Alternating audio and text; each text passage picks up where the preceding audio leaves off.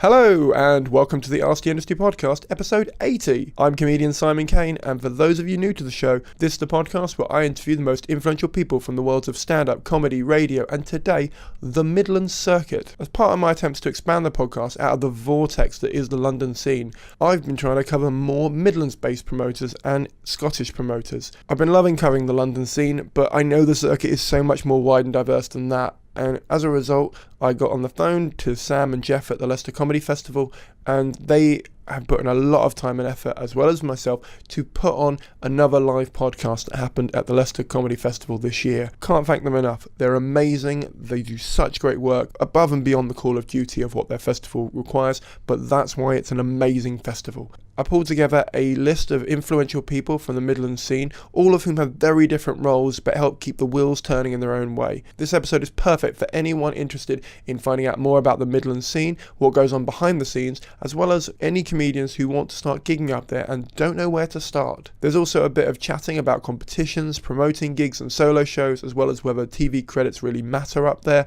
It's just a really well-rounded episode. It's another one like last one with Vladimir, which is just more in keeping with the original tone of the show and original premise of what I was going for. There's a bit of just chatting about other comedians. I loved talking to them because there's so much community up there and there's so much support for starting nights and starting festivals, and just everyone wants to help out and everyone wants everybody to do well up there, and it feels so parallel to London where everyone feels just a little bit ruthless and a little bit cutthroat and a little bit, I don't know, and we get into it in here.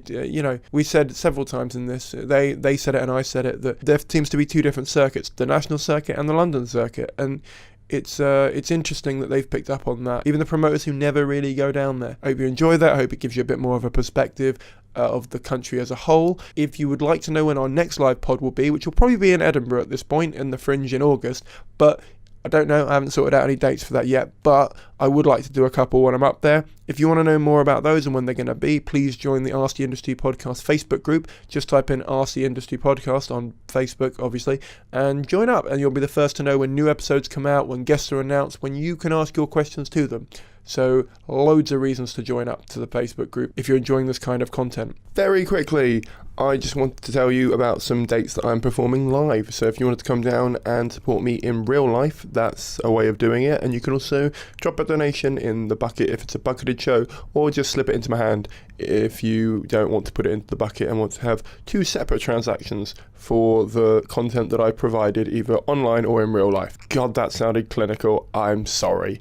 The dates you should be interested in for this month are the 11th, 18th and 25th, basically the next 3 Thursdays in May. I'm doing the Brighton Fringe, but I'm also doing the Friday, the 26th in Brighton, at the Carolina Brunswick. All the Thursday shows start at 7:30pm, the Friday show starts at 6:15pm, and all the details are on my website. So if you have a look in the show notes, you should be able to see it there, or you can go to simoncaine.co.uk/laughter is the best placebo. If you're not down on the coast and you're more up in the sort of Midlandsy region, I'm also doing a work in progress in Derby at the Derby Fringe on Saturday the 13th of May. Again, all the details are on my website, but it's at 7pm and you can just reserve your ticket or whatever on the website. So please come, please support me there. That would be invaluable and just amazingly helpful. And it's also bloody lovely to meet people from the podcast. So please do come down and support me if you can. I'm not going to introduce anyone at the end of this intro.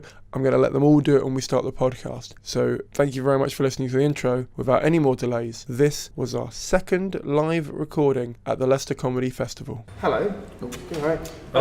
Thank you very much for coming, everyone. That's very kind of you. I'm just going to get everyone to go around and just explain who they are, just in case you've not met them before, or because there's been a slight change to the lineup and stuff. So left to right to left. Who wants to start?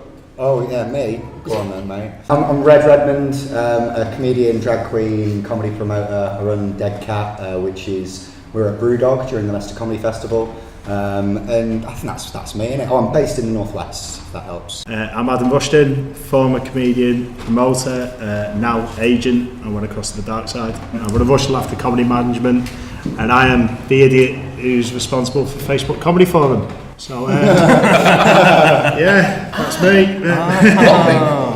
I'm Alex Hylton. I'm a comedian based in Leicester, but I'm also one half of the Jokes on Us free festival with this man here, which is Pay What You Want side of the Leicester Comedy Festival over at Manhattan, the Exchange and the Sound House. I'm Dave McGuckin. I am the other side of the Jokes on Us Free Festival, as briefly alluded to. Used to run comedy and cocktails at Manhattan 34 here in Leicester as well. That's me. I'm Glen Gandy. I run the Blue Giraffe Comedy Club based in Wolverhampton with my lovely partner, wife there, Jo, and that's it really.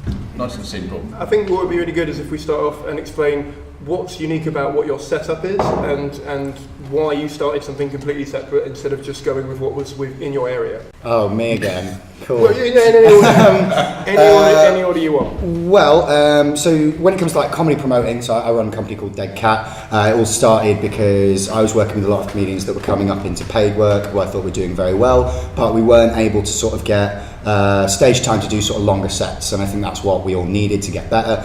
So I ran sort of pay what you want shows around the Manchester area. Yeah, that's basically how Deadcat started, and since then we run regular shows in Manchester, Doncaster, we do Leicester Comedy Festival, and I run tour shows around the Manchester area as well. That's how that's developed. And then on the performance side, been a comedian since 2008. But in the last 2 years, I've developed a new act called Scarlet So Handsome, which is a drag act, arguably the UK's #1 comedian and drag queen, I'll have you know, because there aren't many of us.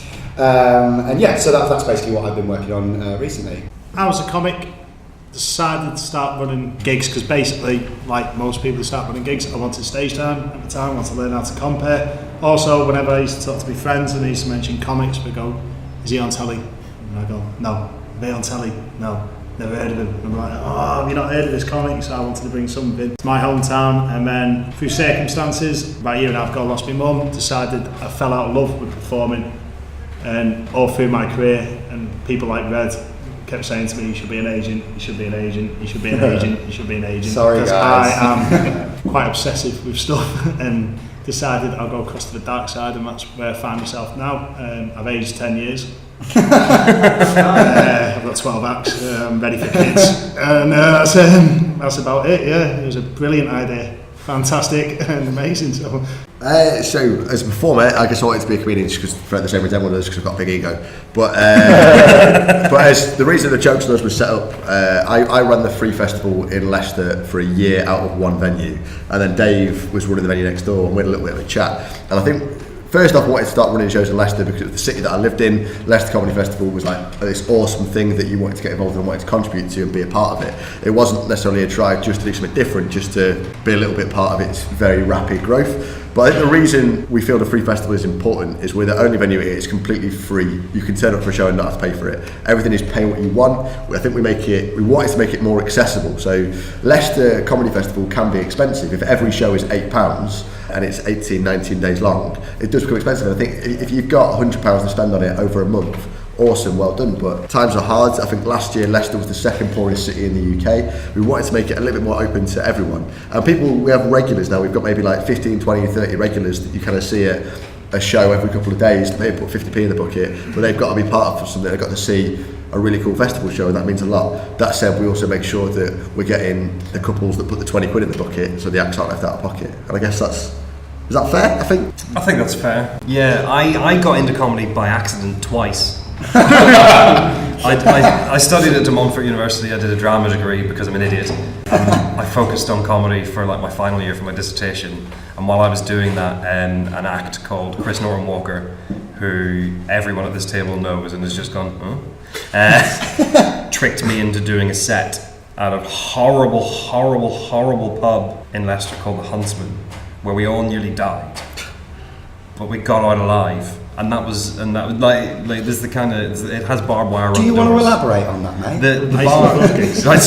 So essentially, Chris promoted this gig in this bar, and there was two sets of audience. There were the people who came because they knew the comedians who were doing it, and then there were the people who were there anyway because it was Friday and they'd all finished work in various I used to love those gigs. Various like real jobs, like builders and things. And like this pub at the time had like barbed wire around the doors. Like it was one of those pubs. Like it's one of those pubs. Yeah. Oh yeah. Yeah. The kind of pubs that I hadn't seen since I'd moved out of Northern Ireland. And the only reason why I got through the set alive was because I said that on stage. and the owner of the bar laughed, and I was fine then. But yeah, that was awful. So I did that for a couple of years while I was sort of still finishing uni, and then when I left uni, I stopped doing stand-up because I got a job in a bar and had no time in evenings. And then when I got out of that job, I got tricked into doing a gig at Comedy and Cocktails when it was run by the previous owner, who then gave it to me when he decided he didn't want to do it anymore, which is how I ended up running that.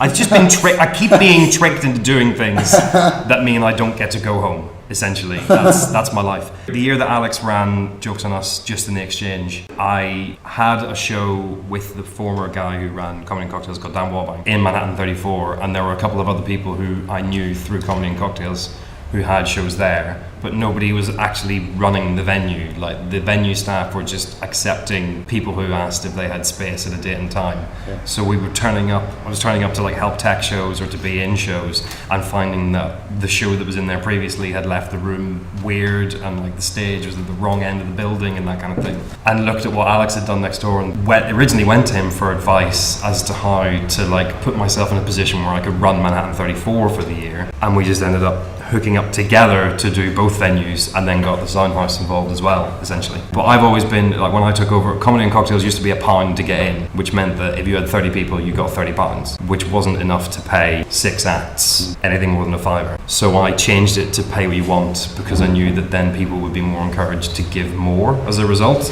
because they were getting in for free. If they had a really good night, they'd be more likely to give a £5 rather than coming down, paying £1 and being, I only paid £1 for that was really good, bye! So I ended up going from having 30 people and making £30 to having 30 people and maybe taking, up to £100, and being able to share that amongst the acts and go, here is money for all of you for coming and doing this, thanks very much. I think as well with it being pay what you want, it's a lot easier to sell it as a quality product. Yeah. So I think we recommend it's like buying the show a drink. So I always say it to people at Manhattan 34 is, if you want to buy the show a pint, if you enjoyed it, a pint is £4. If you really enjoyed it, a bottle of wine is £10.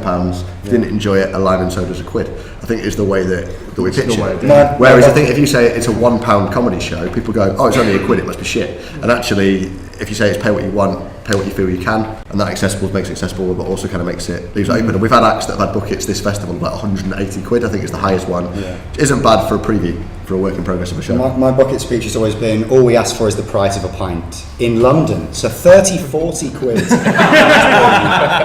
Great. But I got into it because Joe bought me a ticket to go down to see Tom Stade at Frankie People's Comedy Hut. Quality act. Yeah, and it was my idol sort of thing. And like I say, when I got to the hut, it's just a little room, 50 seats. And I was thinking, what's this? I'd never been to comedy like that before. I'd always been to big theatres, and so we got into it. And then at the end of it, Tom comes to talk to us and everything else, which I was like, oh! You know what I mean? One of them. And I realised then I got friends with Frankie Peoples, got a good friends with him. I started going to all his nights, seeing how accessible comedians was and everything else. And then I got to know Gareth Berliner. I decided I could do it because it's easy. Standing on stage, making people laugh, nothing wrong with that, it's dead easy. So I'd done about 2 hours worth of material, according to Gareth, and I'd done 5 minutes at the Holly Bush tonight, and that was it really for me. I decided to be a promoter. I thought, it's in as easy as what I thought, you know what I mean? So, and that was it. That's where my second and third gig was at the Roadhouse in Birmingham, which is it's a great place. It's a death pit in it. Death pit, you know what I mean? And I've gone up, there's Moses Ali Khan, who's a great actor as well. It was his first ever gig. He went on before me, stormed it, and I went on, and I done 37 seconds and went, try, and just walked off, and then Blue Giraffe was born, and then we started that, and then that was it. I think we run 28 gigs last year, just because of Moses, the bastard, basically. But yeah, so that was it, that was us. Awesome. Well, you brought up an interesting point, which is pretty much every London promoter I've spoken to has said being on TV doesn't sell tickets anymore. No. And I wondered, I was going to say, is it the same up here? But you. Well, yeah and no. It helps. I think if you can say as seen on something, but also now I think people are more willing to take a punt now on stuff. But my gigs, how I target, I usually do rugby clubs and sports clubs, cricket clubs, stuff like that. One, because they don't impact on any local comedy club around them, because they've already got a contained audience who want to support it. You're guaranteed to sell out because you've got these people who want to support the club. And I also I still compare my own gigs because I still want to get my ego fixed some way. I still need to be stared at because this is brilliant, thank you. Reminds me of being on stage. So I still got that, but now I've had bookers come to me and say, oh, people have been in your gig, and I have people go to other comedy clubs and then come back and go, can you book this act? He's amazing. So it's a weird now. It's two different sort of things, isn't it? I think if you got someone headlining and you go, I've seen on TV or something like that, then people go, wow, that's amazing. But most of the time now, especially up there in the Northwest, people seem to be a bit more willing to go, no, I'll give this a go. Just depends how much you put your ticket price. Yeah. I think it like depends what, there's always going to be exceptions to the rule, but to give an example, like I've got Lou Conran on tonight at Brewdog for Leicester Comedy Festival. She's amazing. And she's sold really, really well, but she sold 20 tickets overnight because she was on First Dates a couple of weeks ago. So it does make a difference. I think it helps. I think it helps audiences put a name to a face. Yeah, that's totally, what they like. They go, totally. I know. They probably just wouldn't have known who she was. I seen a night a couple of weeks ago. Great little night down by us. And the headliner has been on The Chase. So I think you know. Paul Sinner? No. It was a contestant. Right. On The Chase, and it come up. Right. Yeah. So TV star. So I was even big star. I was absolute quality. You know what I mean? So when they look through, like, there'll be probably a picture on YouTube going, I had a booker years ago. I've been going about a year and a half, and my mate ran me up, Nick Banks, who's another comic and a booker, and he ran me up. He was based in Hartlepool at the time, and he said, what are you up to tonight? I said, nothing. And he went, do you want to come up and be on Geordie's show? And I went, not really. And he said, but yeah, it's TV creds, isn't it? You know what I mean? He said, all we're doing is a stand-up routine. They're just going to be there. So I went out, So I went up, and all of them were there, and the two girls at Geordie's show got up. They were crap. They didn't do well. I stoned it that way. And I featured, the only point I featured was watching me walk to the stage and then we dubbed all my laughter over and so when I did a gig 3 weeks later in Middlesbrough, someone put I seated on Geordie's show on the poster and I was like, no, take it off, please take it off.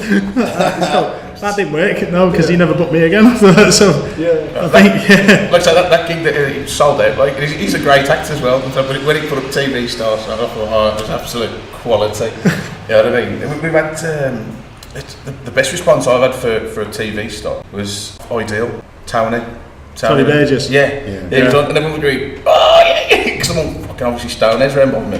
That was the best response I got. Tony's quality as well. He also co-wrote as well. He got to argue and went, listen to the library. I said, I know. He said, look, I've been working on library gigs all day. He said, I thought it was a library. I said, no. He said, oh shit. He was panicking because he'd done all afternoon he'd been practicing his library gigs. I actually thought it was a non-library. He is the mankest man you'll ever meet as well, isn't he? Quality. Brilliant, absolutely brilliant. Should have said this at the start. If the audience have any questions, just put your hand up and we'll get to them. So, you got any? Cool. Thanks for coming, guys. You knew what you were coming for, right? Just checking. You kept saying about being an agent is like being on the dark side. Yeah. Are you actually embarrassed about it? Pardon? Are you actually embarrassed about it? You pretend. No, it's just jokes. Can I just repeat the question because it didn't get picked up? You said the agent was being like on the dark side. Yeah. Are you embarrassed about being an agent? No, I'm very proud. I'm very proud of it. But comics and that, well, like, not pointing any fingers red. Just a comics take the mick a little bit. You know what I mean? I know you haven't. I'm just joking. Like, I'm normally a dick, but not in... Because agents are greedy. By the way, those £180 shows were any of my acts. They haven't lied to me. Think anything, mate.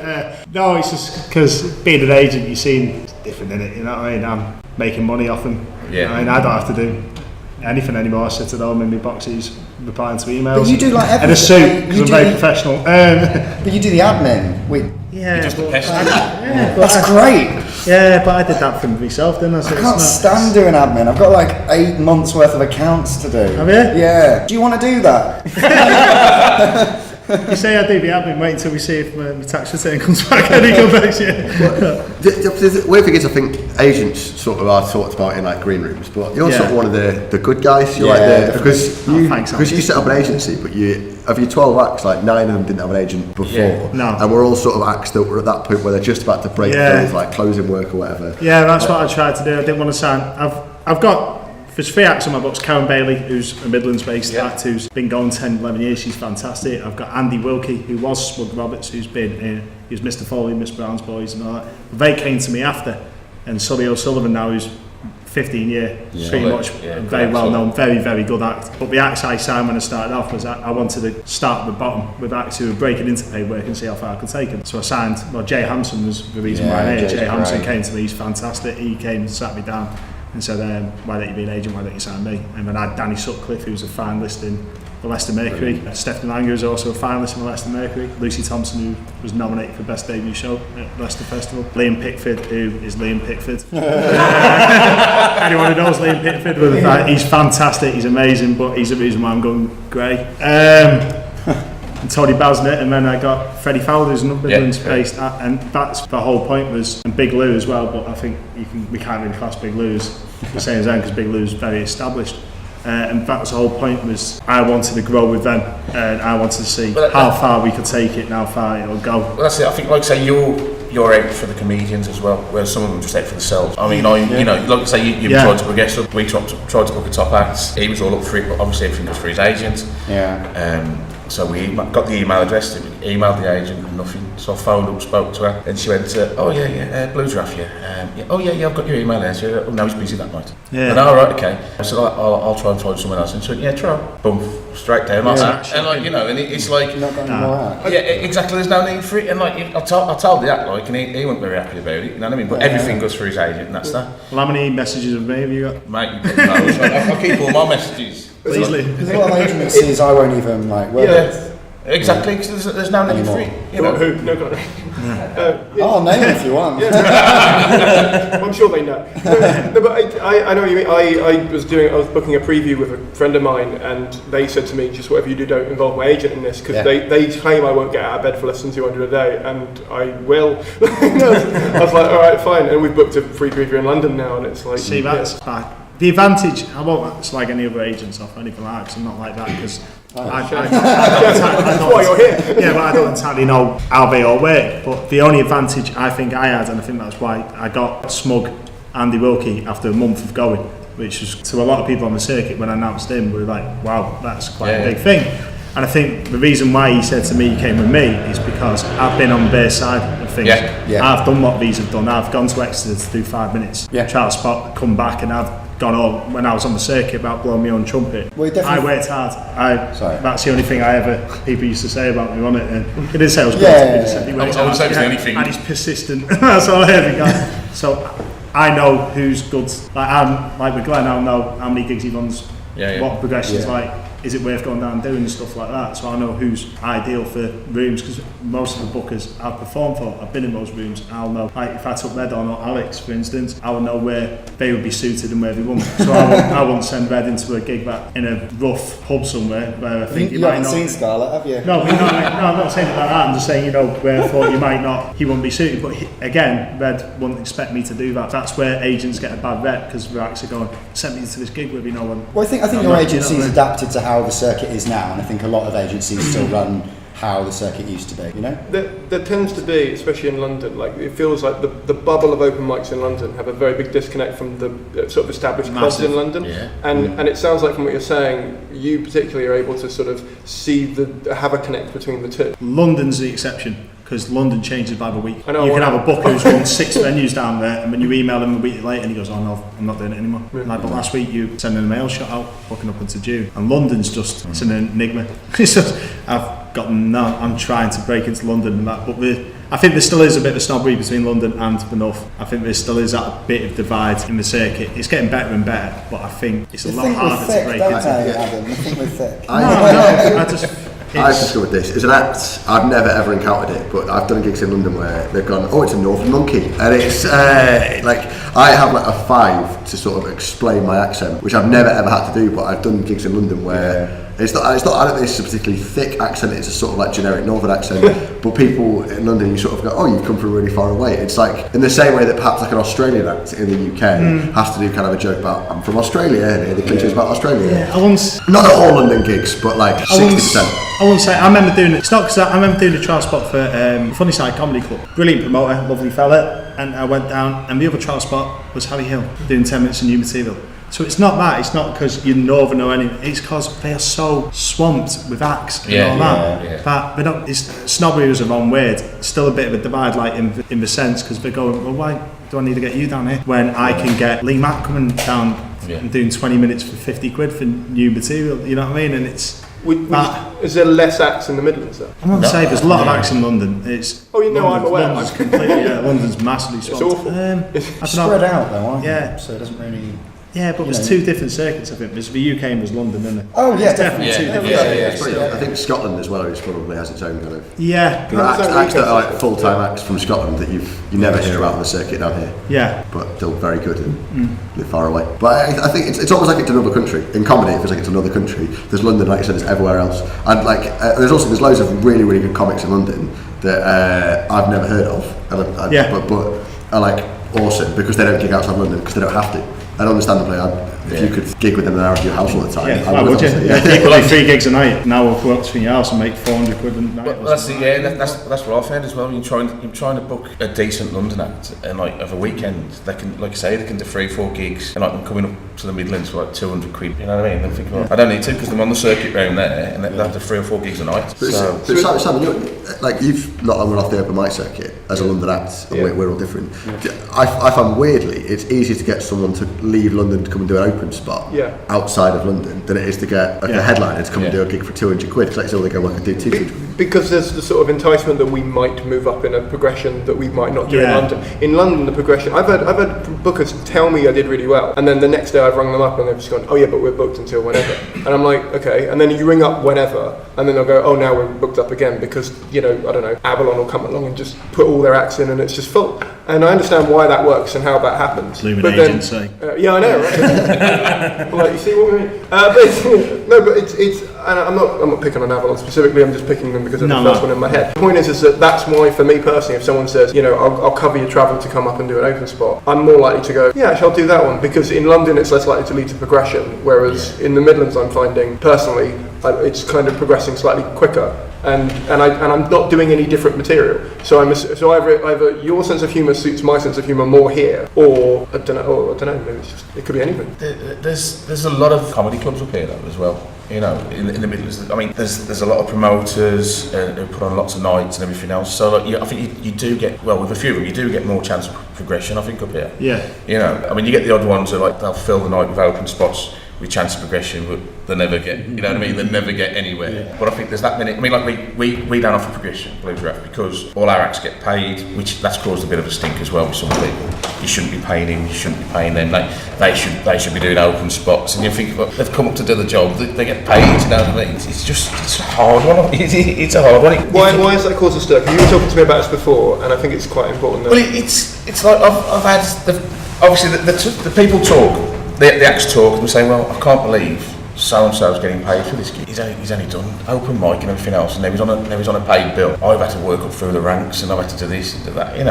They shouldn't be paid. Which you're thinking, well, if I've got a bricklayer and I want to build a wall, I've got to charge him. I can't. He's going to charge me. He's going to be like, well, if you build this wall for me, if you're any good, I might put you on the house over there eventually. You know what I mean? So you get your wall done for free. And whereas like them saying, well, you shouldn't. That he doesn't deserve to get paid. And I think, well, he's done his 10 minutes on stage. Who are they to decide who's willing to get paid as well? Because it's your discretion as the promoter. Exactly. Blue Giraffe has caused a bit of a stir last year. And he's still doing it now, to be honest, with certain little things. But at the end of the day, if I book an act and I get paid, I had one act the first act who ever bailed on me. Naming no names. And like, fair play, he said, mate, so I've got to cancel, he said, because I've been offered a paid gig. And I said, no problem. I said, but you do know my gigs are paid, didn't you? Yeah. And he went, no, that's it. And then it was like, and he said, oh, well, I'll try and cancel that one and come back to yours. I thought, well, no, don't do that, because you've already booked in there with another promoter. It would have been nice to ask me first if there was a fee or that. See, because the way I did it was like, if he'd done his own work, he'd have realised that all my mates got paid, you see, but obviously he didn't do his own work. And but like I say, it's like, you know, I've booked him since, and I always tag him in posts, in Facebook posts and everything else. And I do try. I've got him a couple of little gigs and everything else. And I always try. You know what I mean? I always get it on, because at the end of the day, it's one of them things. And like, it's just the industry. It's like people. If you do a charity gig as well, like you said, you do a charity gig, and like people go, I ain't doing that. I ain't doing that for 10 quid. I'm not doing that. Why should I do it for 10 quid? And then Joe Blogs will say, do you want to come and do an open spot? So it's really good. Oh yeah, I'll do that. so they won't have the tenner, but like they'll run into like an open spot for nothing. Then you're thinking, well, We'll see again. Go back to what you said about London. Tea's ready. Bomb in it. Should have said this at the start. About Turn your acts, phones off. About acts coming out of London, more willing to come out of London, because in London as well, there's two different circuits in London.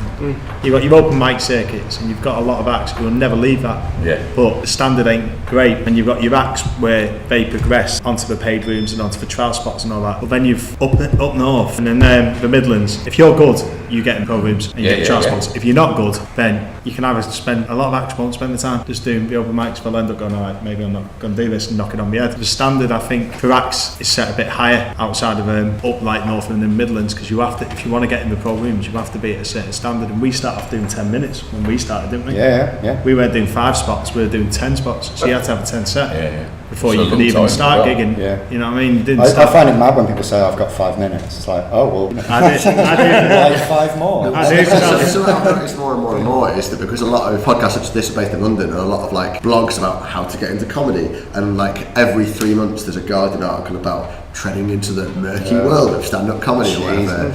And like they're always like, I did my first 5-minute set, and then you see someone go, I'm looking for 5-minute spots in Norwich, and it's like it's not like that.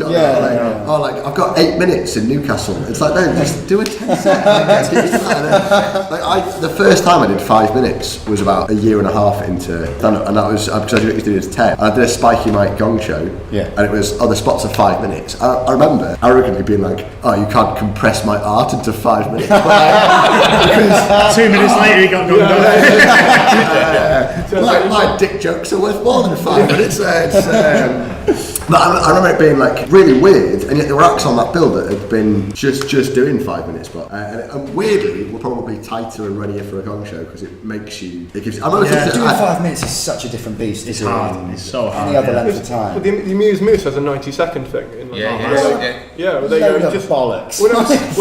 He'll says if you can't make me laugh in 90 seconds, you're not going to be able to do it like in a longer set. And I can understand the mentality of that, but also it's really hard to come on stage and introduce yourself. It's a load of shit though, isn't it? I've only done it once. It was my first ever gig. It's stupid though. Like you don't get like nuance over in 90 seconds. You can get a joke across, but someone could have one cracking 90-second joke and be dog shit for 19 minutes, and in their eyes, they're the winner. She will argue that she did find Jack Whitehall in less than 90 seconds. I think he was doing other work. You know, I don't think she. You know. I don't gig a lot, mainly because I spend my entire life here working evenings, which makes it really hard to like go and do gigs when you've got to be at your job. Frustratingly, no matter how many times you tell your boss. Because my other like pursuit outside of professional work is professional wrestling. Right, just 2 things that happen at weekends and evenings, which is when every job I've ever had have been like, well, you could work weekends and evenings. So no, okay, fine. Have you thought of a day job? I got a day job and they put me on 4 p.m. till midnight. Like this wasn't how this was meant to be. That's not how it was meant to be.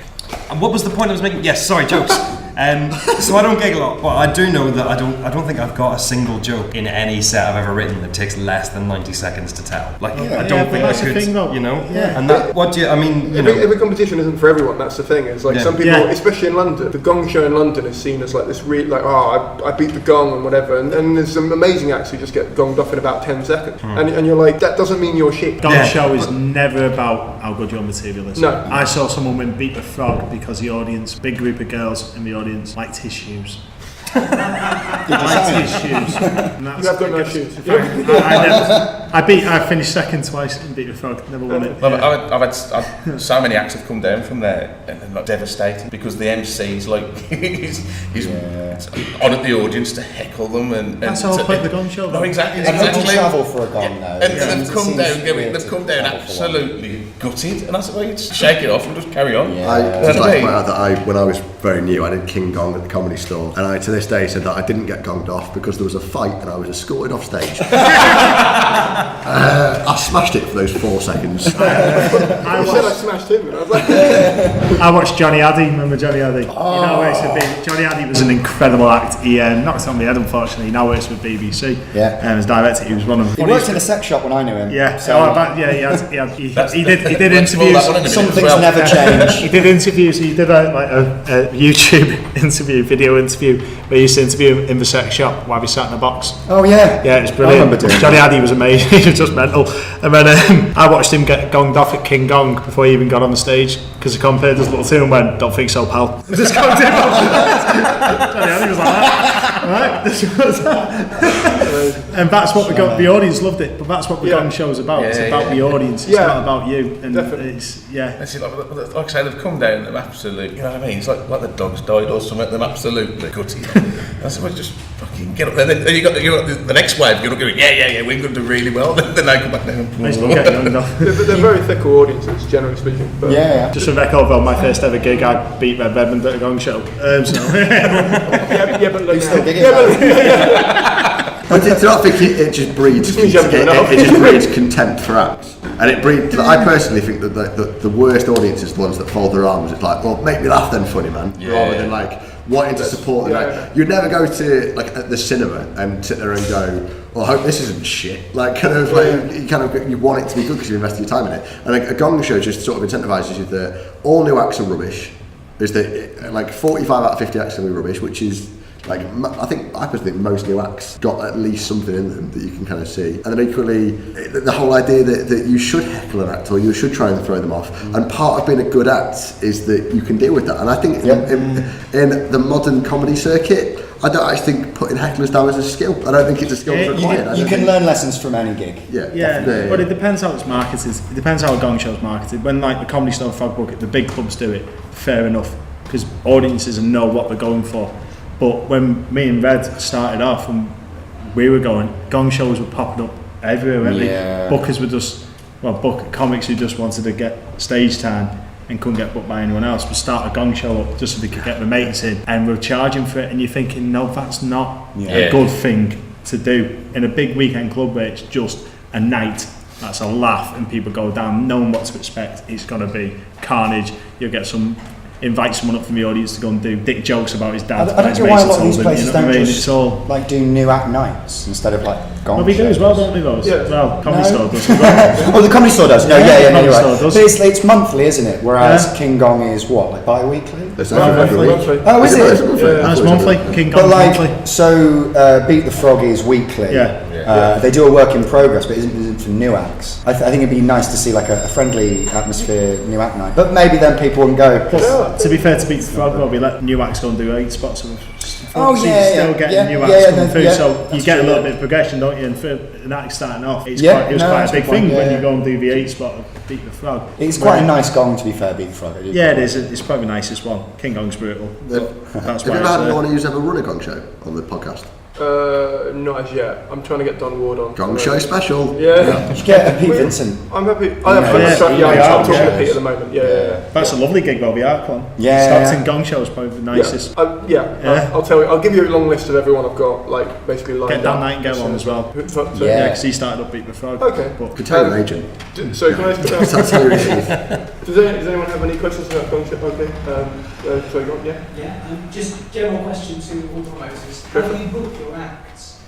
Do they have to have a certain level of experience? they just need to send me nudes. That's the flat answer. For Comedy and Cocktails, because it was, it's pay you want, it's a bucket, it's quiet. Do you mind if I just quickly repeat the question for the? Sorry, of course. Sorry. How do you book your acts? For Comedy and Cocktails, because of the nature of it, essentially there was kind of two ways. So it was always kind of billed as a new act, new material night. I would either get emails or messages from people who would just say, I'm a new act from so and so, not far away. I've done 6 gigs. Can I come and do a gig in Leicester with you? And usually I would just say, yeah, sure. Because of the nature of it, because the audience knew what they were coming for as well. Like the audience for Comedy and Cocktails is kind of regular. Most of the people have been there at least once before. And sometimes, when you do get new people, they either go, okay, well that was quite nice, but maybe I won't come back. Or they'll go, that was good, we should try and come down again. The important thing for me was making sure that the act knew what the financial setup of it was, particularly as they got further away. So Comedy and Cocktails kind of base was, it's fairly large kind of Midlands input, but there are a lot of people from kind of Birmingham as well who just message and go, working on a new 10, kind of come and give it a go. So we'd end up having people like Thomas Rackham, Danny Clives, people like that who are working on new jokes who'd want to come back and do it because they knew it's a nice room with an audience that were there to just enjoy just some comedy. Practically speaking, what do you want in that email then? Because do you want them saying, I just want to try out some new jokes? Or how do you want someone to approach you? Genuinely, I just wanted people to come across like they were enthusiastic about doing comedy, essentially. They wanted to do the gig because most of the time people would say, I've heard from so-and-so who is someone who's been on before that it's a nice room to do if you're quite new. And that was essentially, and if they could list a couple of gigs that they'd done before, or someone who had talked to them about the gig, that was pretty much it. But for a while, before I handed it over, I also did a thing called the Debut 5, which was 5 minutes from comedy from someone who'd never done stand-up before, ever. It was an advertised thing for people who'd literally never done it. And the important thing for that for me was, because we've got to this point where we were doing the bucket at the end and we were getting money, to make sure that everyone got something, including that person, for their first ever gig, even if it was just, £5. You did 5 minutes material, here's a £5. Thanks for coming down. You should do more material. Write another 5 minutes and go and get some more gigs. And if you want help finding out where to do more gigs, drop me another message and I'll give you a few places around where you are if they hadn't come with someone else. Which was really nice. And the audience who were there were really up for it. They were really up for the idea that they were going to see someone who'd literally never done comedy, and was very supportive of the fact that was happening. So it was just, it was just someone, if they put across in their message that they were there, wanted to be there because they'd heard it was nice, and they wanted to do some jokes in the room, then I was up for it, essentially. So with us, if I've got a night booked up, then I know within like 10 minutes what acts I want to approach to get on. Like I said, Facebook's a great tool as well. That many friends on Facebook now, you keep in touch with them and everything else, and then I'm speaking to this gig. For my headliners, if I haven't got anyone in mind, then there's a site on Facebook that I'll put on. Adam normally pesters me with that one straight away. But like I say, we meet, so I don't advertise for our gigs really, apart from the headline acts. And then like I say, I can message Red, I can message Ali, I can message anyone, I've got a gig, do you fancy doing this? And whittle it down that way. You see, like I say, because we Blue Giraffe, we try and give everyone a chance as well. Yeah. So, like I say, so it's the newbies coming in, they get the chance to be on a pro lineup. And there's that many ways to do it, but that's the way we do it. It's just Facebook and like, I was talking to so-and-so the other day, he'll be good for this, jogs me memory sort of thing with us. You can also sometimes get, like, if someone, say, like Sean Morley or Tom King or someone from up there messages and go, have you got any spots? The response can be, yeah, do you want to bring someone else as well? Yeah. And get a couple of people in the car as well, and get a few people from the same area. And like there was one month last year which sadly didn't come to fruition, There was 1 month last year where Josie Long nearly did Comedy and Cocktails because she was doing a gig in Leicester like the next day with a friend of hers, because the folk singer called Grace Petrie lives in Leicester, they're good friends. There nearly ended up being a time when she would ended up, no, it didn't come to fruition sadly, but like that kind of thing happens as well. I never really put out adverts for acts either. I never went and said, oh, when we're looking for acts for this date, and usually people would be coming to me and saying, have you got any spaces? With our open mics, I set up a couple of open mic nights last year, so that they go out on the forums. We set up open mic, and it was first come first served with us as well. You know, where some people will pick and choose and everything else, whereas us it was like, yeah, okay, so I'd have to say 10 spots for open mic, and like they come in and it gives them a bit of stage time and stuff like that. And it's like, you know, where some of them are like sort of will pick and choose, so they'll have like 20 people, and they'll pick who they want because they want to make it a good night, which to me is an open mic night. You've got to give new acts a chance to try and get through, because I think that's really interesting. You said it's first come first served, because when I was first starting out and you were doing open mic spots, I always found it really frustrating when you'd see a promoter say, I need an open spot, must have done 100 gigs. That's not an open spot, that's an unpaid spot. That's what you've got there. And I think if you call it an unpaid 10 spot,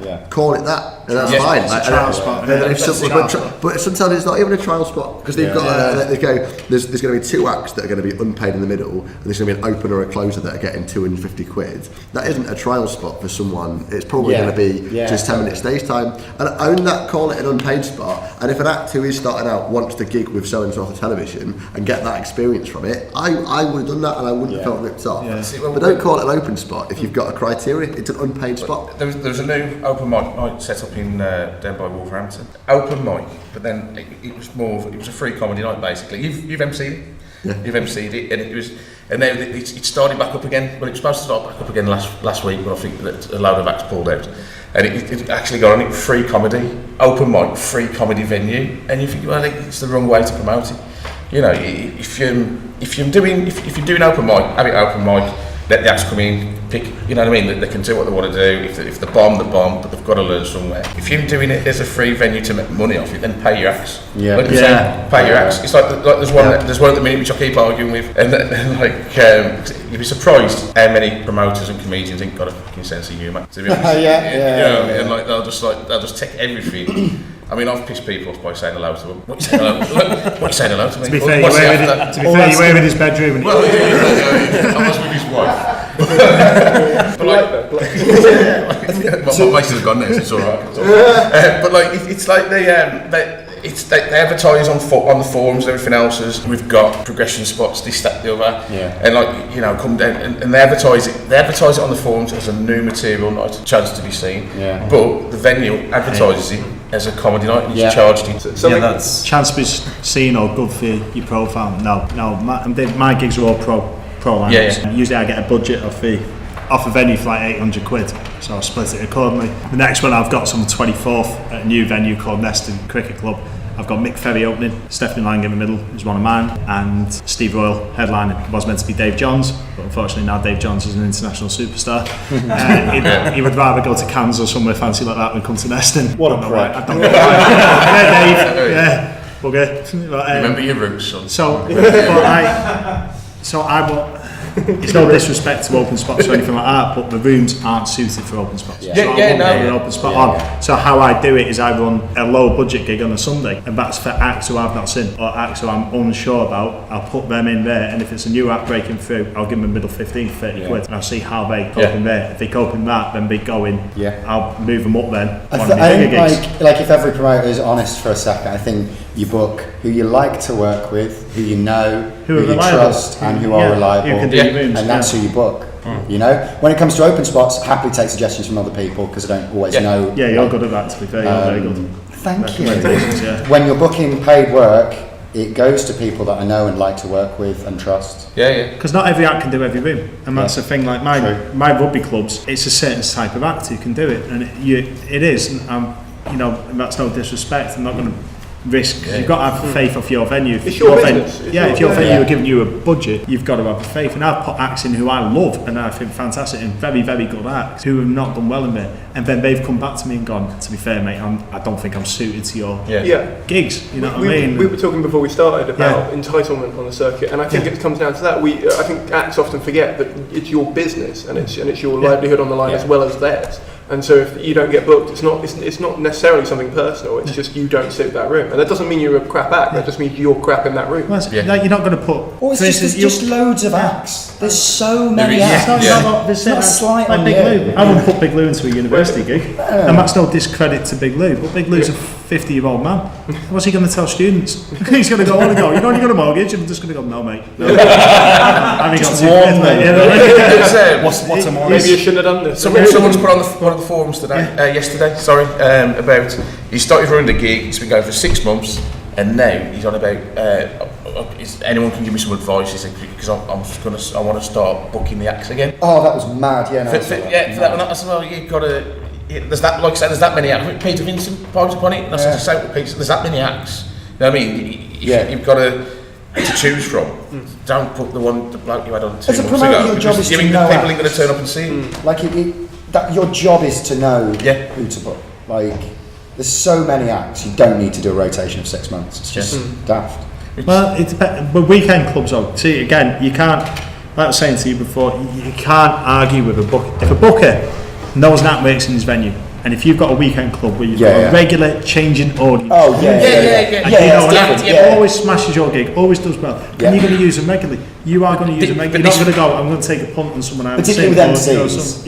Like most clubs have like a set of like 5 MCs. The MC is probably the most important definitely. role of a night. And then we all know an MC can make or break a gig, and they can. That is your most important bit. One of the best MCs, Neil loved me for saying this, is Danny Mack. There you go, mate, you got a shout out. I'm editing that Because Danny Mack, I watched Danny Mack once at Baby Blue. There's a group of people being pricks in the audience, and Danny Mack went on and took a bullet. He rollicked him, the audience turned on him, and because he did that, every act had a blinder after that. And that is a role, but I've also seen MCs who go on and try and be the star of a show. And that's not what you're not. Jonathan May always said to me, darling, sweetheart, if you ever start the show as the MC, then you're doing it wrong. The only But he tried to kiss me, but you know. I think it's like being a goalkeeper. So a goalkeeper is still a footballer. Like they're all footballers. Like MC is still a comedian, but they have a completely different responsibility, different rules. And if you're a good goalkeeper, nobody at the end of the day will go, "Well, the goalkeeper played well today." After a football match, has anyone ever gone up to Joe Hart and said, "Oh, you should try football"? It is very difficult to hold a microphone in goalkeeper gloves, though. Does that answer your question? Yeah, very interesting. Awesome. And you had a question, Jim? You were talking a bit about the difference between London and the rest of the UK earlier on. How important are one of the distinctions is festivals? And hasn't ever been a successful London Comedy Festival. Yeah, that's interesting. How important are the festivals out across the UK?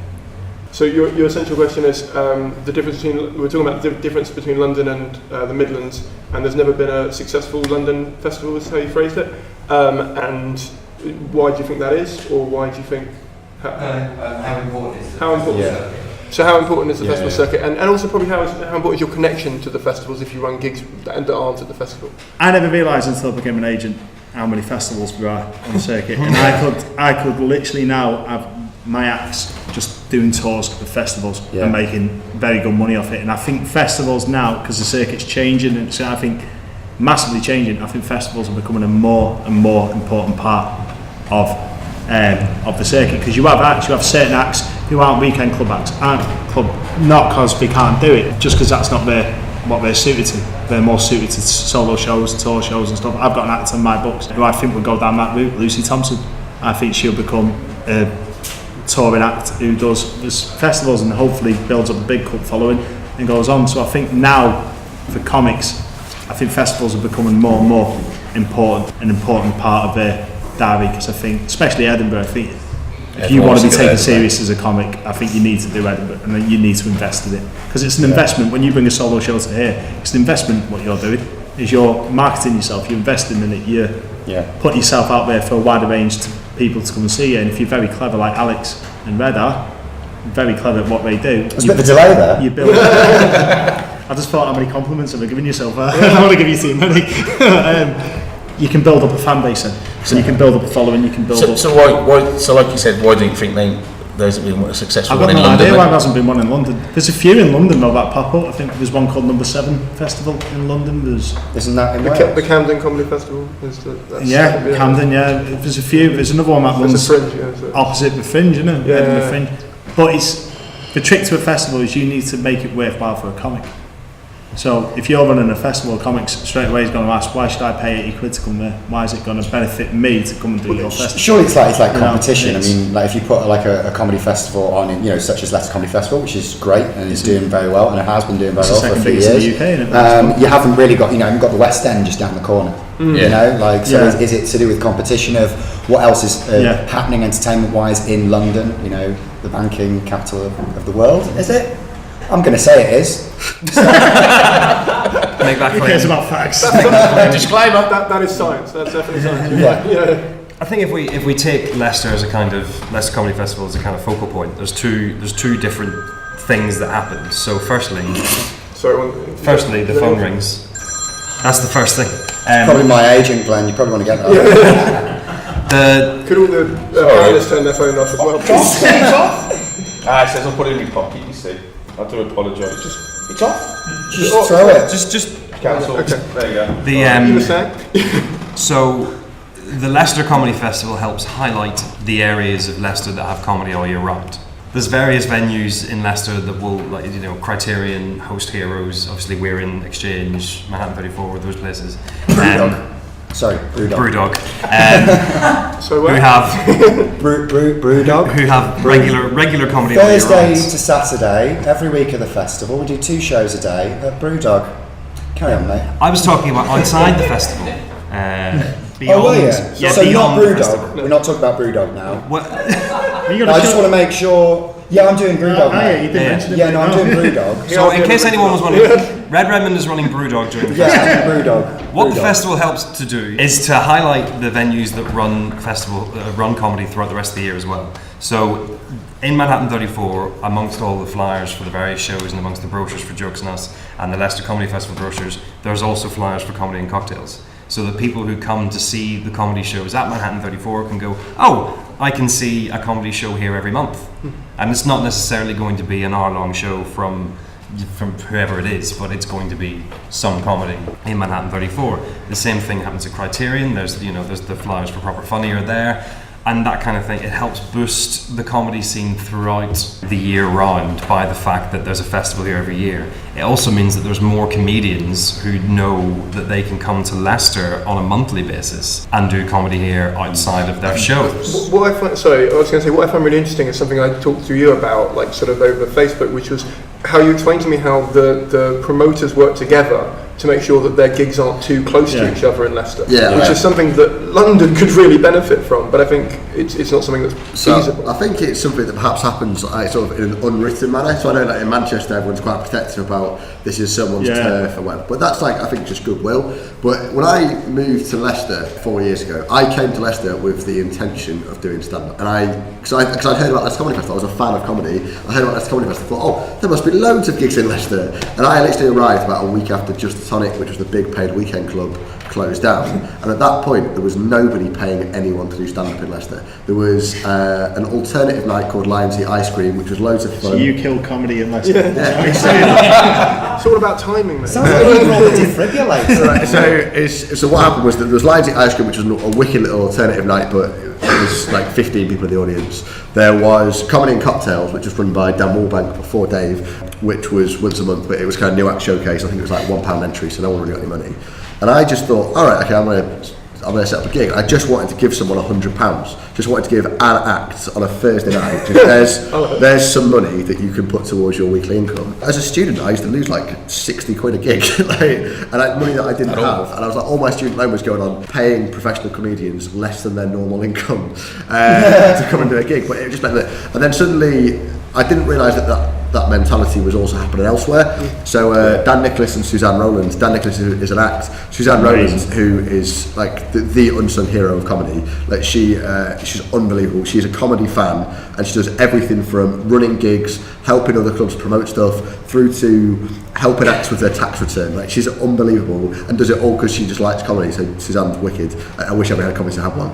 But I know Jeff, who is the chief executive of the festival, wanted to help nurture comedy all year round. So gave Suzanne and Dan a little bit of money, and they created something called Leicester Fridge, which is like a collective of all the promoters in Leicester at the time. So it's myself, Dave, who'd taken over Comedy and Cocktails by that point, Jason Neal, who runs Proper Funny at the Criterion, the Cookie Comedy Club, and also a new night which was called Club Smashing, which was an alternative night. We'd all get together and we'd say, look, let's work out a way how we can promote comedy in Leicester and get to a point where everyone's getting a little bit of money, but also doing things like the Battle for Leicester, which is an annual gig where all 4 nights have a little bit of pretend competition, but it means that audiences from Club Smashing, which think they might only like alternative comedy, get to see a mainstream act, and vice versa. And it means that acts that maybe have never left Comedy and Cocktails and think that's their only club in Leicester get to realise, there's 3 other nights, and also that this one's on the first Tuesday of the month, but that night's on the second Wednesday, so really, and that one's on the third Thursday, and that one's on the last Friday, so it means actually 8 days apart from each other, there's a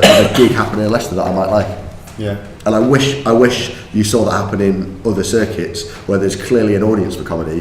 What I'm hearing wherever I go is there's community in a place which is smaller, because it's harder to have that in London, except for in pockets of the London's town. too vast, and that's the thing. But that's the reason I think why we don't have like a successful It would be one. silly in London, because to say let's not run a gig in North London because there's something happening on the South Bank, that would be silly. But equally, if I think it's also goodwill, and it's also a bit foolish, isn't it? If you're going to run a gig the night afterwards, 100 yards down the road from an established gig, and be surprised that people don't want to go out 2 nights in a row. But also, I think going back to what Red said, I think like in Manchester, it's never really worked, has it? The Manchester Fringes, it's struggled for years. Liverpool Comedy Festival, Sam Avery's getting it off the ground now and he's doing fantastic, but for years that was nothing. It's to do with money, isn't it? I mean, it's they money, run a great but Manchester also, Fringe, but it's not. Yeah, but also like you said, is there a need for it? Is there, like in Leicester, this is a big thing now in Leicester. In London, is there a need to in Manchester, a show every night and all that? Because you've got, like you said, West End, you've got that comedy clubs like Top Secret 99 Club who are running 7 nights a week anyway. You've got if you want to go and do something in London, you're not going to struggle to find something. That's what I heard. Sorry, go on. I was going to say about the Manchester comedy. I was going to do it, and everyone said to me from London, they were like, "Just book a venue." And then I emailed some venues to see how much it would cost, and it was like, I don't know, 1.5 times to be in the festival than if I just rented it outside of the festival. Yeah. And to me, that doesn't make sense. You do all the promotion yourself anyway. Yeah, I do it. Yeah. But the Women in Comedy Festival is in Manchester in October, and that's fantastic. Yeah, that's amazing. It's really, really. I did apply. We're not just going to get you Just saying. But the second point about the festival, the kind of festival circuit as well, is that if we can all agree essentially that if you're a UK comedian, the goal is to take a show to the Edinburgh Fringe. Yeah, essentially. Yeah, but Leicester's after it. Leicester's the biggest one. But after it, all of the other festivals, what they do is they give the opportunity for an act to take a full show and do a full show in a festival, so that no matter where you want to end up, if you want to end up in Edinburgh, if the goal of your show is to do it in Leicester, and we're finding more and more this year, there's a lot of acts who are saying, I've got this show, I'm doing it for the last time here. Like, this is the show that I started in Leicester last year, and I took it to Edinburgh, and now I'm going to do it one more time in Leicester, I'm going to finish it, and then also during this festival, you get to see me do the first iteration of my new show, which I'll take to Edinburgh, and then finish that in Leicester next year. That's great, I've also seen Leicester preview around this year. People talk about in January doing a Leicester preview. And so I'm doing a show, but I think it's down to the awards at Leicester Comedy Festival. Means that it means that you can get some real kudos off the back of having a good one. Massively off Leicester, Brighton now as well, and Glasgow's a big festival. Brighton's a bit expensive though, isn't it? But it's Brighton, and it's quite posh. The general festival circuit means that comics like, say, Lauren Patterson, who lives in London, who's taking gigs in London as much as she can also get out of London, come up to a festival that's happening and try the show that she's putting together, and put all the material that she's trying in the smaller gigs in London, where she is, in a bigger show. Do you find, when you're getting applications then for spots and for people to come back, do you think awards matter to you as well? Or? Absolutely. Is that more useful than, say, a TV credit then, getting people? I'll say awards, awards, and especially recognition. Say, like Leicester Mercury's huge. To have that in your CV. It depends what award. I don't think you're selling out any theatres with Hull Comedian of the Year. No. But I think it depends, because I think for Hull Comedian of the Year. Maybe in Hull. Maybe. But that, particularly as as someone who promotes in Leicester, to be able to have an act and say this act was nominated or won best whatever. In last year, like Rob Kemp, who was nominated for Best Debut Show last year, that's on his posters for his show this year, and his show this year is sold out. It helps plug it. If I'm, say, with Lucy, like she was voting for Best Debut Show, but now I've gone to other festivals, or to people looking for solo shows, if I can go, she was nominated for this, people straight away go, all right, so she was nominated by a big festival, and you're going, yeah, especially anything Foster prizes up in Edinburgh, worth for weight in gold. And like, if you win the Leicester Mercury, you look at Tom Little now. Tom Little's flying, and he won it. And it is certain things, but like Red said, over two smoking comedian of the year. I 2006. still rate people being funny over awards, TV credits. If as an actor playing, it depends what you apply for. I think it depends on the awards, because like you say, so there is a pecking order of awards. But also, if I was applying as an actor to close a gig, I'd rather have as seen on Mock the Week or whatever on my CV. But I think in Edinburgh, I think having an award at Leicester Comedy Festival, audiences romanticise the idea of discovering something at Edinburgh. So if you're a TV actor at Edinburgh, you will get an audience in of people who like you and want to see you. But no one's going to go to see you in Edinburgh because you've been on television. Whereas they will think they're discovering you if they've not heard of you before. But it's been, it got awards at Leicester, Hull, Greater Manchester, whatever. So it's just a context. But equally, for a festival, coming back with why a festival developed a scene, back to the original question, as an act, I personally think that doing a festival is awesome, because most of my gigs are the middle spot or I'm an opening act. No one is there to see me, they're there to see the headliner. If I go to a festival, it is so cool seeing 50, 60, 70 people who've come to see Alex Hylton. And that, like, for my ego, for whatever, but also to give me the platform to talk about what I want to talk about and not have to play to someone else's room. This is what my audience are like. That's awesome. It's as close as you'll get to be Jimmy Carr at the moment, isn't it, until you get there. You know what I mean? You've got exactly, your captive audience who are there to see you. Get to find out what like your demographic looks like or whatever, or nonsense like that. As a promoter, running shows at a festival, it's an easy way to promote. Someone else does all the hard work for you. And as an audience, you get to see people like Jimmy Carr, Sarah Millican, 15 quid, but you get to discover some new stuff and acts that haven't been to your town before. Does that answer your question, Jeff? Sweet. I want to very quickly touch upon the recent move of equity, in terms of saying that if you're taking money at the door, every act should get paid on that bill in some capacity. And I wondered how that was affecting the Midlands as opposed to how it's affecting London. It's not. What are they going to do? Well, this is the thing. Are you being talked to equity? Because at the moment it feels like the comedians are having a chat with equity and promoters aren't even getting it. I'm a member of equity. So am I. I love equity. I think it's fantastic. I think there's room for all sorts of nights. You know, so for instance, last night I ran Deadcat Comedy Club at Brewdog, just down the road. I think it's Brewdog now. And we sold out. We had 70 people in, right, and it was a showcase show. Now the acts weren't paid, but this is the reason it wasn't paid. Obviously, I'm paying registration fees and whatever. I'm taking a hit as a promoter anyway. But the main reason they weren't paid is because it was a fantastic opportunity for anyone who's got a show at the Leicester Comedy Festival in the next 2 days to come and do a blind-in set to over like 70 plus people and fly them on the way out. And we had Steve Bergea, John Pearson, Fran Jenkins and Alan Irwin, who's over from Northern Ireland, and they were all fantastic and they loved that opportunity, and now they're going to get a few extra people in their show tomorrow or the day after. I mean, I've got to, like I say, I've got nothing against open spots. I know it's needed in the industry, but it's like... Don't charge for an open mic. Don't charge for an open mic, no, as simple as... Exactly, it's like... If you get, I've been called the Bono of comedy. You know what I mean? And I thought, there's been worse things to be called, you know what I mean? But like, it's like, I it's like say, it's like, because I try and get, since I started, I've seen how crap the industry was and everything else, and I've been in green rooms and people are just like, not talking to each other, you know what I mean? You think, shit, and like Red's done a couple of my gigs and that as well. And I think the thing with my gigs, all the acts know they're going to get paid, the room's empty, they ain't going to say, well, sorry mate, we've met none on the door, you ain't going to get this, that, and it's a nice atmosphere in the green room and everything else, and all the actors get to talk to each other and they all have a laugh. Progression, there's got to be open spots for progression, I understand that. But there's got to be, it's like with this equity thing now, I know where you're coming from, I'm all for it, but you want progression spots and you do give progression. Yeah. That's the thing, whereas you got some of them, they'll fill the room up with progression spots. They're never here off them again. I resent the idea of paying for someone who I've never seen before. Yeah. You know, like there needs to be a tryout spot at some point. Or I gig enough to see other people, to see other acts out gigging, and that's a good way of seeing people. But like, I hate the idea, because there's plenty of amazing acts out there that I've never seen, but I'm not willing to part with 100 quid of cash, because not because of their ability, but I don't know their style. I don't know what room suits them. So like, I think it's silly to pay someone professional work if you've never seen them. I got rid of all that trouble. The venue give me a budget, I pay the acts, the venue deal with the tickets, I don't touch them. I'm not interested in that. You give me a budget and that's it. So a promoter should make money. A promoter shouldn't make money if an act is out of pocket. True. Because I just think if you were a pub landlord, you Yeah. wouldn't go, well, the bar's not making much money, so I'm not going to pay the brewery. Yeah, I'm not going yeah, to pay my staff. Well, I'd for personally- Leicester Comedy Festival, I cover the artist registration fee. You'll feed in, you'll help out. I think as long as the act who's going to do a gig somewhere knows the financial situation and is happy with it, then that's fine.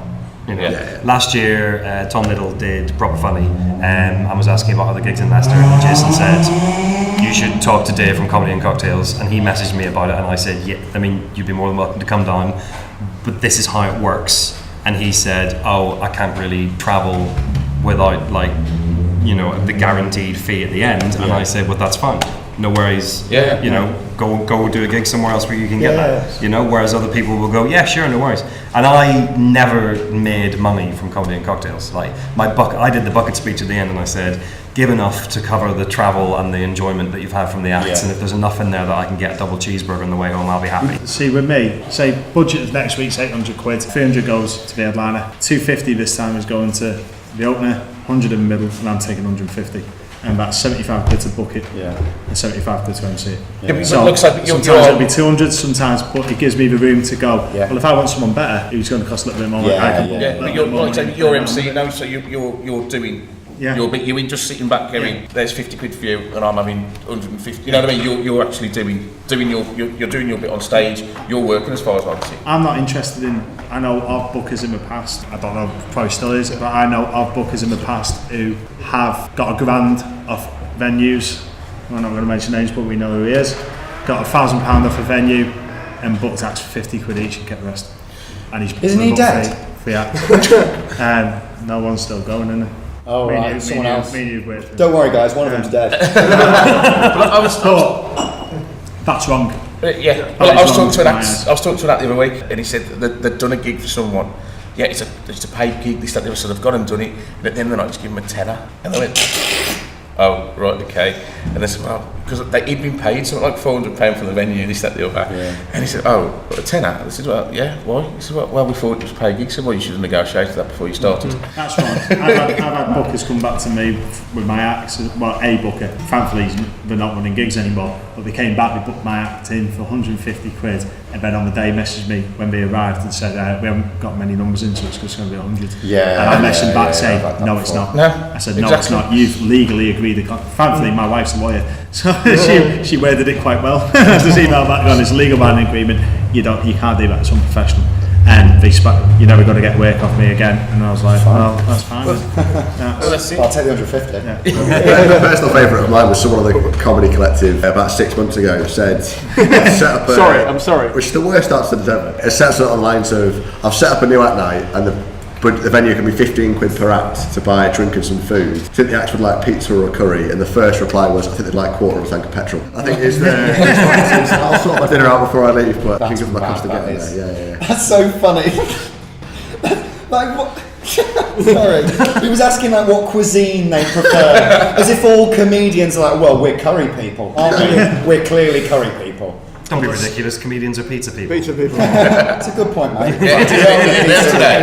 My experience is all comedians are vegan. I thought that was just a quick shout out to Peter's Pizzeria. That's amazing venue. They have sheds for toilets. So if anyone wants any gardening equipment, downstairs there's literally a bath full of logs. Not them sorts of logs. Not in the shed. That's a very weird charity do that. Just to offset everything I've just said about getting paid by food as a way, Peter Pizza actually sponsored the festival and given all the promoters some free pizza vouchers. I'm getting paid a pizza, which is also guys, Brewdog. Yes, and jokes on us. Yes, but mainly Brewdog. We've got to end because we've got about 2 minutes left, but I want to quickly go around because I ask every guest that comes on this, and I just want to have a very quick answer from you guys because we've got about 2 minutes before we have to finish. But who do you think is the most underrated person in the Midlands circuit? In strictly Midlands? Well, not London. Let's do it that way. Oh, okay. So everywhere apart from one city. Okay. I think that if we're distinguishing the two, I think that Danny Clives is incredibly underrated, but I think he's mainly underrated by himself, which is not helping him at all. No. He's got a very unique style of comedy. He's got a very self-deprecating style, which is really, really good to watch. But I think he believes himself when he's on stage, which doesn't help him sometimes. Last gig I seen Danny got headlocked. Yes, He got headlocked by a chap who went to the toilets. He's got a lot of stories. Quite threw him off a little bit, that did. I'll go on just as if I'm currently living with him. Actually, I'd say Rob Mulholland. I think he's a cracking act. He's doing a show as well next week, and it's at Brewdog. Yeah, no, you're right. Yeah, no, it's at Brewdog. You're right. Yeah, no, silly that, isn't it? Next Friday, guys, get a ticket. It won't be out by then. I'll tell you what, it's a real shame that Redmond couldn't do this podcast. Mine. Just sent someone from Brewdog. Midlands wise? Midland For boys. me, two of It my can be industry or comedian, whatever you want to. to my acts, Lucy Thompson, who she's not really underrated, she's getting a lot of praise. Freddie Fabel's fantastic. But on my missing because favourites or anything, but on my agency, Stephanie Lang. Cool. I think Stephanie Lang is. All my acts are fantastic, but Stephanie Lang is. She's doing a show with Jokes on Us. Yeah, very underrated. And where how long she's been going, But she should be. Brewdog. No, it's not. It's not. No, okay. I just feel like you have to mention it every time.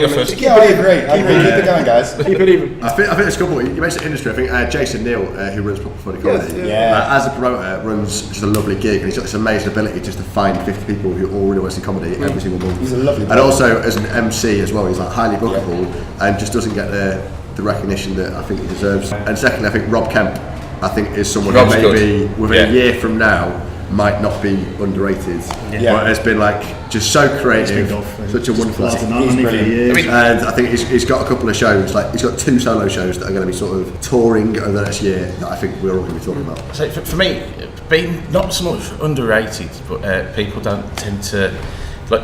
It's Nipper Thomas. I've got to mention Nipper because like everyone, I mean, he's been going for 40 odd years, and like people think he's hacking everything else, but he's done our rooms. He's absolutely stormed them, which is a bit, it's like I say, you look at the crowd now, you look at you like you're going, oh, it's like I think Nipper is really underrated, isn't he? He does. He's played. I mean, the last gig he done for us, he opened. He done about 40 minutes. The crowd just absolutely loved him, and like people think, oh no, because he's old school and If I was a closer, I'd go mental. Will Frank was closing that night, so it was just, it's one of them. But I say, I mean, Nipper's got again a lot of flack as well. He gets a lot of flack off quite a few people because he's outspoken and that. But he just storms the rooms. It's as it seems. He storms, you know what I mean. So and then of course you got I've got to mention the Incognito. Oh, yeah. I've got to mention Cogsy because Cogsy, every opening night I do, I try and get Cogsy on because I think I've seen him do rooms with like young kids and everything else, and then I've followed him to Manchester and he's done a room full of like 60, 70 year olds, and I thought, women, I think ain't gonna work. And they've come out afterwards and I'm shaking his hand and shaking my hand and everything. He's just, those two at the minute for me, I think. Awesome. So. All right, well, thank you very much for taking part, and if you want to hang around afterwards and have a chat, that'd be great. But, cheers, thank you very much.